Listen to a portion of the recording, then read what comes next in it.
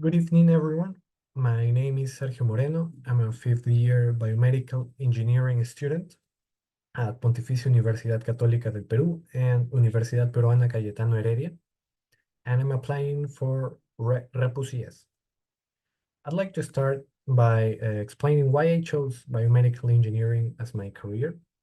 I was always fascinated by doing robotic projects, but one always caught my eye, which was the robotic arm project controlled by brain signals, and that could help people who had lost their upper limbs to regain their usual lives. And this type of robotic projects I found out, these projects were what I always wanted to do, really. And over these past 5 years of study, I've discovered a lot of areas in my field that offer exciting research opportunities and projects in biomedical engineering, such as clinical engineering related more to technology management in hospitals, uh, biomechanics, tissue engineering, and finally, biomedical imaging, which was the area I finally fell in love with. And this led me to apply for an internship at Biomedical Imaging Lab at Pontificia Universidad Católica del Perú, where I met exceptional teachers and professionals who encouraged me to develop the skills of a good researcher and a good programmer. And this lab was where I undertook my first project under the supervision of the great teacher Itamar Salazar. And I'm gonna talk about this first project. The evaluation of deep beamformers of bimodal ultrasound images using explainable AI techniques. And this project was introduced to me by my teacher Itamar Salazar, and he was already researching and developing deep learning models that could convert raw ultrasound channel data into ultrasound images. This process is usually done with classic beamforming algorithms, but by developing an ultrasound beamforming deep beamforming technique using deep learning, we can save on hardware, we can save on speed, and these deep beamformers usually just doesn't have the artifacts that classical techniques do have. And my role was to implement an explainable AI technique so we could understand which parts of the input of the raw ultrasound channel data were most relevant for the model for beamforming a single pixel in the resulting image.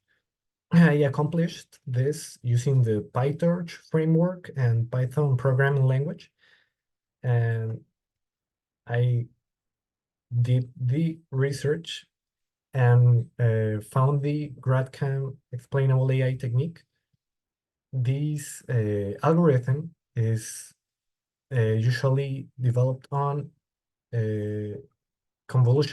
simpler convolutional neural networks that explain which parts of the input image are more relevant for making a classification.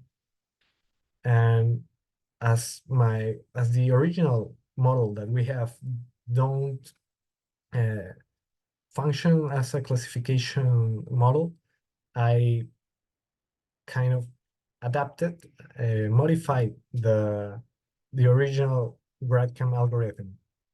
The core of the GradCam algorithm is to obtain back propagation gradients of a specific class or part of the output by weighting these gradients with the activation maps of the last convolutional layer and summing up all that and applying a ReLU function, we can obtain these heat maps that, as you can see here, explain which parts of the input are more relevant for the decision making. And this technique is not important only because, not only for debugging, but also for understanding patterns, in the input image that influence the model's output. The algorithm was originally developed by researchers of the University of Georgia, but I adapted it, and I'm very proud of it as it was my first real research experience. I've participated in other projects, most of them in groups with classmates, and some as part of courses, some as part of personal extracurricular activities. This one, for example, was done with a team of classmates where we developed a model to classify EMG signals for the quadriceps muscle to assess the quality of lower body injuries rehabilitation. And well, this resulted in our first conference paper published for the 9th European Medical and Biological Engineering Conference. And I also participated in a project with the AI group of the Pontificia Universidad Católica del Perú under the supervision of Professor Gabriel Jimenez. My task was to write a literature review on virtual staining using deep learning. And this project introduced me to the Prisma literature review protocol. And I've been using this protocol for all my literature review projects, or all my projects that need literature reviews. Well, throughout these years, I've developed a lot of other skills, including 3D printing and modeling using softwares like Autodesk Inventor and Autodesk Fusion 360. I've also, also gained some proficiency in programming languages and the use of programming languages like C++, using MATLAB for DSP and for digital signal processing and some image processing also.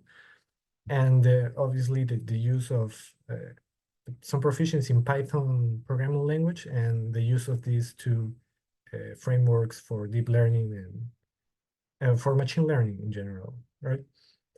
So, that's what I was what I was planning to speak about. I'm excited to be here and sharing these experiences with you, and thanks for listening.